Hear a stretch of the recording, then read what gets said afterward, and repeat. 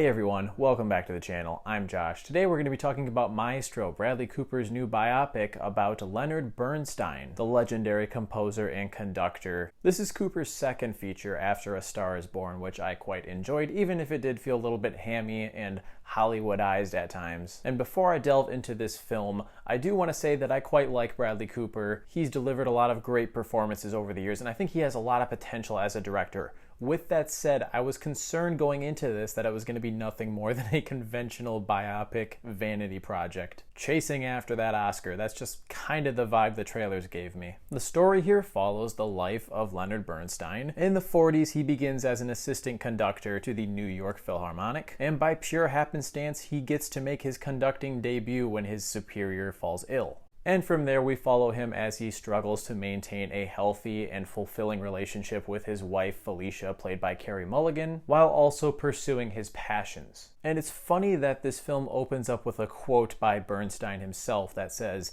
"A work of art does not answer questions, it provokes them, and its essential meaning is in the tension between the contradictory answers." I just thought it was weird to open the film with that, considering it would go on to have next to nothing thought-provoking or open to interpretation in it. Let me be clear, I have no doubt in my mind that Bradley Cooper genuinely wanted to make a great film here. He clearly did a lot of research and was passionate about portraying this character in the most realistic way possible. And I do think that he had good intentions here. And props to him and Carey Mulligan, because they both deliver fantastic performances, and I'm talking some of the best of the year for sure. I have my issues with this movie, and we're going to delve into that, but the acting is not one of them. I genuinely was in awe at certain points. However, this kind of came off as a weak celebration of Leonard Bernstein's life. It doesn't have a lot of real substance to latch onto, which is such a shame considering he was known to be a very cerebral person with a lot of very strong takes on things in life, not even related to music. Speaking of the music, it is fantastic. They play a lot of his pieces over some of the scenes,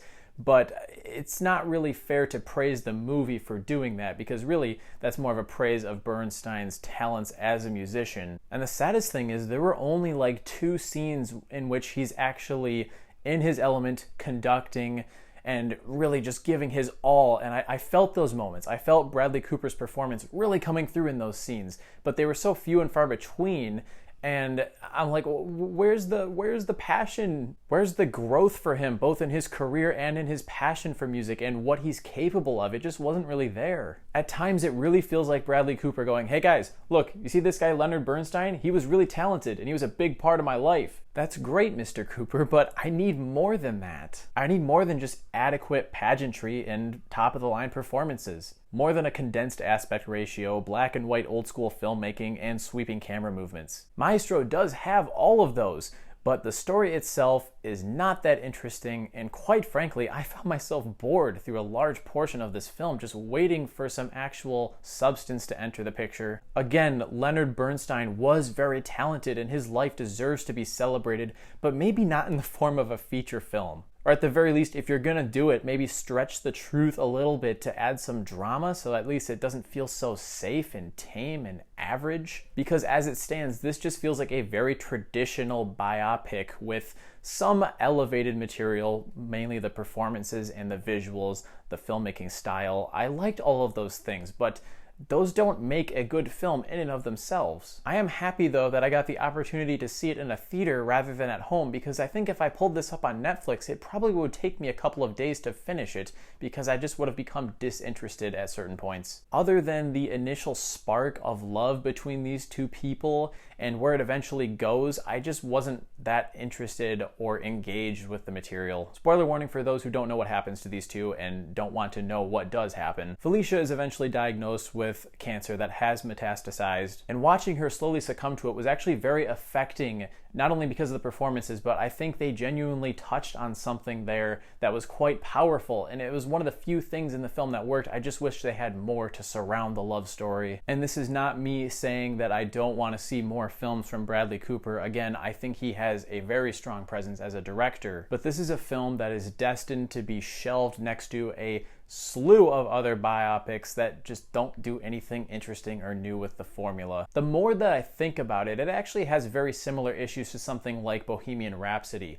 Great lead performance as a real-life musician, excellent music and occasionally great use of that music, but an utter mess when it comes to storytelling and consistency. So while there were a lot of things that I liked in Maestro, the more I think about it, the less I'm interested in ever checking it out again. So I'm gonna give it 2.5 out of 5 stars. If you feel as affected by Leonard Bernstein's work as Bradley Cooper does, by all means go out and see it. It'll probably be worth it to you. But if you were on the fence at all about going to see this, I would just save your money and at the very least check it out on Netflix. That way, if you discover that it's not your thing, you can just click right off. No money or time wasted, really. As always, I do want to hear from you guys. Let me know in the comments, what was your favorite thing about Maestro? Was it the performances? I still think they could be Oscar contenders, and I would absolutely approve of that, but any other category, I think it absolutely fails. Such a shame. I hate when movies do one thing so well and fail miserably at something else. It's just really frustrating. But as always, be sure to hit that like button and subscribe if you want to see more content like this. We've got a lot of new big name movies coming out next weekend before Christmas, so be sure to stay tuned for those, and I'll catch you guys in the next one. See you later.